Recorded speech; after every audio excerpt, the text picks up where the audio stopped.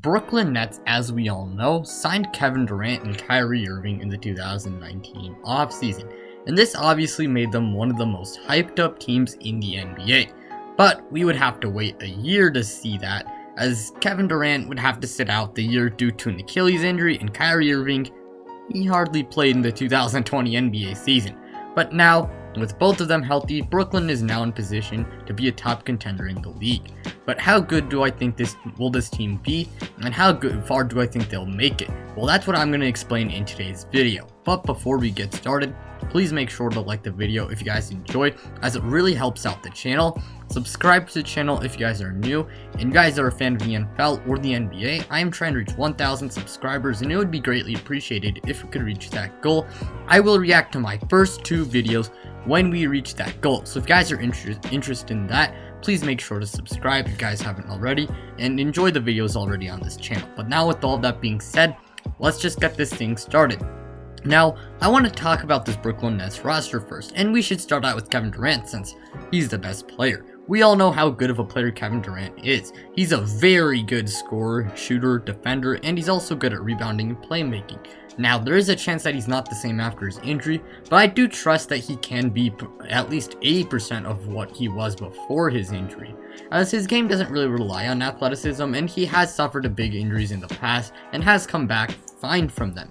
Now, it could take some time to get back to form because of rust and all, but Kevin Durant is still a very good player, and I expect the guy to be pretty good. Next up, we got Kyrie Irving, and he's a very good player, as we all know. He's a great scorer, shooter, and he's also good playmaking wise. Now, he did not play much in the 2019-20 NBA season, and is in only 20 games. He averaged 27 points per game, 6 assists, 5 rebounds per game, shooting 49% from the field and 39% from 3. He's a very good player. However, he's not necessarily a first option, as his stint in the Boston Celtics proved. However, now that he's a second option yet again, we're going to see how well Kyrie Irving is and whether he can work with his stars because of his big ego. But I still think Kyrie Irving is a really good player. Next up is Spencer Dinwiddie. He's one of my favorite players on this team. He's kind of like a glue guy. He's a terrific leader, and he's not a good shooter, but he can score the ball, and he's good passing the ball too. He can be a 6th man of the year candidate, and I think he will be the 6th man of this team, as you guys can tell. And I think he has a real shot at winning the award. Now, this past season, he averaged 21 points per game, 7 assists per game, 3.5 rebounds per game. Now, the guy obviously had those big stats because he was starting most of the time, and I do expect them to go down. However, Spencer Dinwiddie will be a very big contributor to this team. Next up, I want to talk about Caris LeVert, who's another important piece to this team.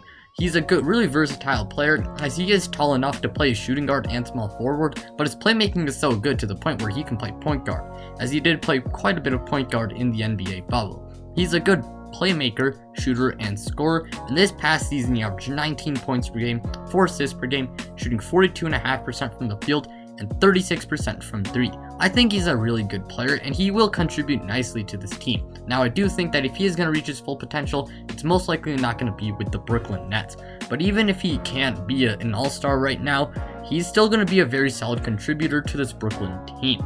Next up, I want to talk about Taurean Prince, who's a nice role player. He's a good 3-and-D wing who averaged 12 points per game and 6 rebounds per game, but he was disappointing from 3 this year, as he only shot 34% from 3. But he's still a very nice player that I think Brooklyn might want to keep. Next up is Landry Shamet, who they acquired from the Los Angeles Clippers this past offseason, I guess.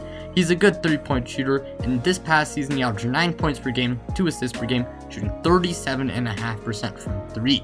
He's a very nice player that I think Brooklyn would want to keep just to use as a spot-up shooter, and I think he's pretty good overall. Next up is Joe Harris. Now, Joe Harris is not a terrific defensive player, but he is a nice scorer and shooter, and he's a nice player you really want to have on your team. He averaged 14.5 points per game, 2 assists per game, shooting 49% from the field and 42% from 3.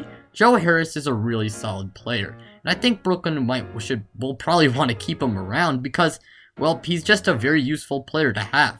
Next up, I want to talk about Jarrett Allen, who I really like, and I'm sure many of us like him, as well, he has pretty epic hair, as it's zooming in on it, or zooming in on him at least.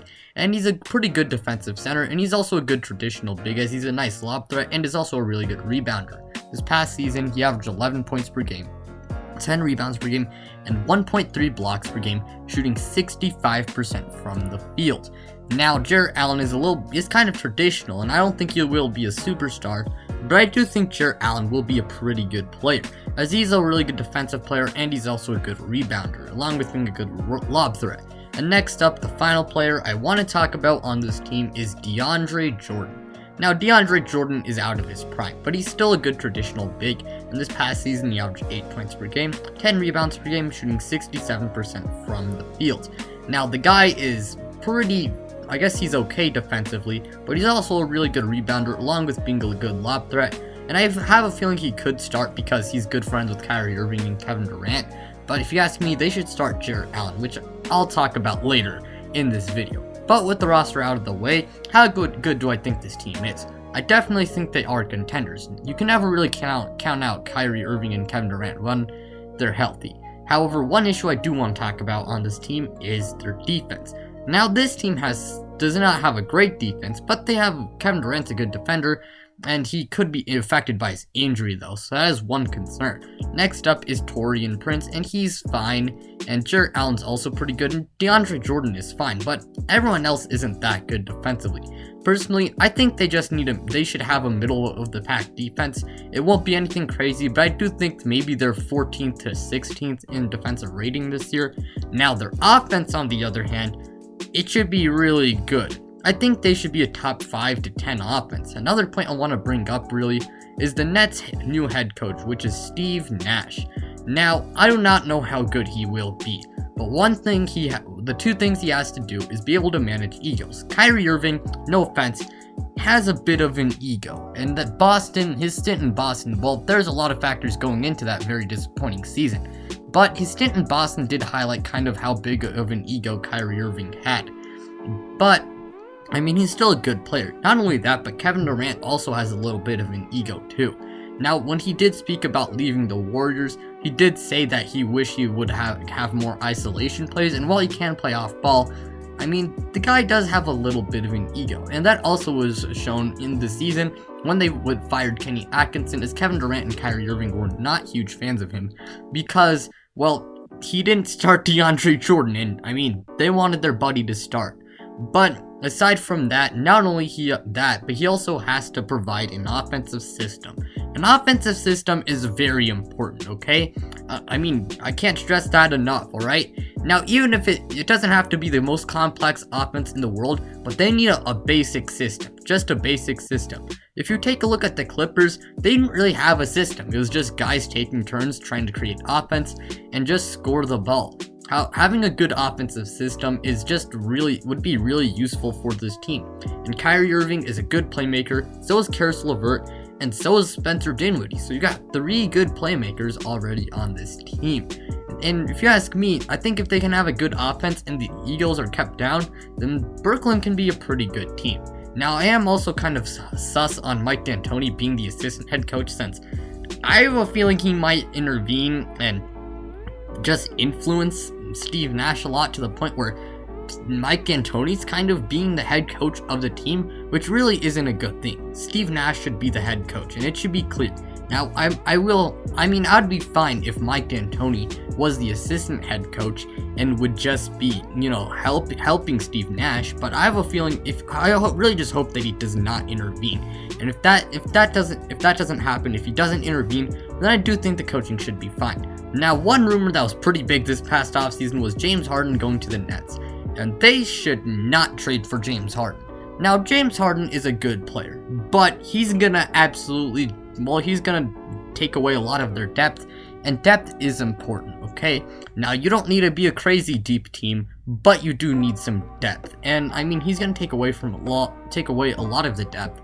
Not only that, but if you want a third star, an ideal third star is someone who's willing to average just 18 to 20 points per game, and just not average not as many points, and they can play off ball very well. And James Harden really isn't that type of guy. James Harden, Kyrie Irving, and Kevin Durant I mean, they really aren't third options on championship teams, and I don't think they would really like being third options. I think they would rather be second or first scoring options. That's really the type of players they are.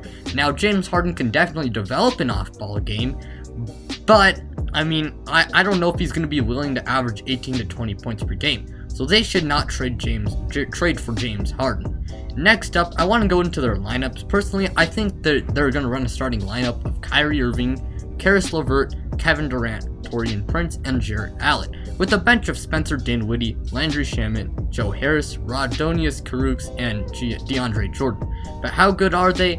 Personally, I think this team can be a 1 seed at best if they give quite a bit of effort in the regular season. But I could also see this team being like something like a 4 seed if some team like Miami or Philadelphia has a good regular season. But I think they'll be somewhere around a 2 to 3 seed. And I do think this team can make it to the finals. But I do not think they can win it all because, well, first off, Steve Nash is a first-year head coach, and that could cause some hiccups. Plus, Kevin Durant is coming back from his injury, and it might take some time. Add that on with the fact that, well, I just don't think their defense is amazing, and I don't know if it's going to be good enough to stop a team like the Lakers or the Clippers or someone like that. But with all that being said, I personally think the Brooklyn Nets are a very good team. I think they should be contenders this year.